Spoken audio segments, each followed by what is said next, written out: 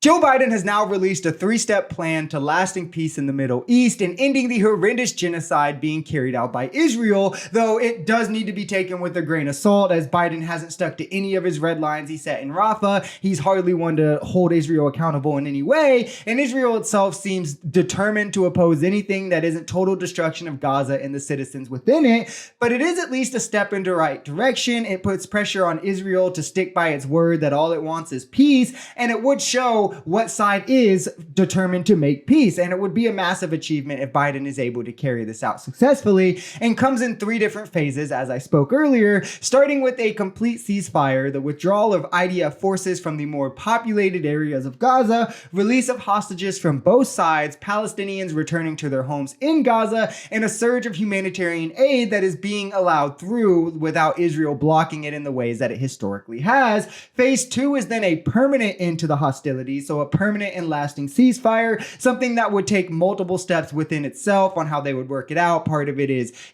brokering relations between Saudi Arabia and Israel. Saudi Arabia obviously wants a Palestinian state to be recognized as one of those main terms, so we will see how that plays through. And then more and more hostages would be released, as well as a complete IDF withdrawal from Gaza, ending it with reconstruction plans for Gaza, of which over 60% has been leveled by IDF and their 2,000-ton bombs, and it would take decades to fully repair. Hamas has already responded to the proposal positively. It pretty much matches the peace proposals that they've proposed in weeks prior, signaling that they would accept it if Israel declares commitment explicitly to a permanent ceasefire and total withdrawal from Gaza. That was pretty much the only ask they've had this entire time, while Israel has kind of stuck to its guns on the bloodlust. They're instead stating that they're not going to end until all their goals are met and achieved, including the elimination of Hamas, something that has led to over 36,000 dead Palestinians, 70% of those alone being women and children, and the overwhelming majority being civilians.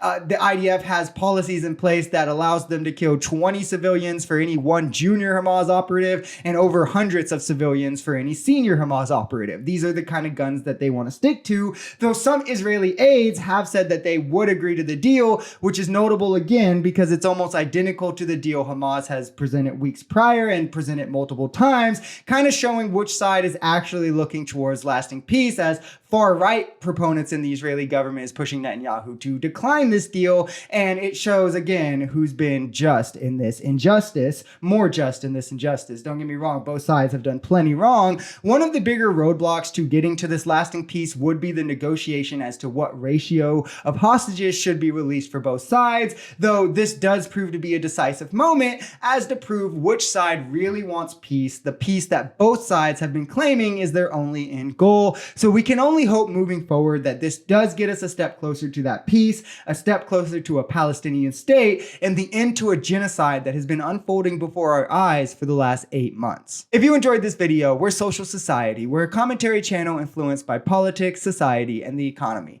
We are pretty left-leaning on this channel, but we're open to our right-wingers as well. The biggest thing here is having conversations that get everyone to the bottom of the truth. If that sounds like something that could interest you, consider smashing that subscribe button, leaving us a like, or even commenting on this video. We even have memberships available as low as $3 if you'd like to support, because the only way we become a society is together.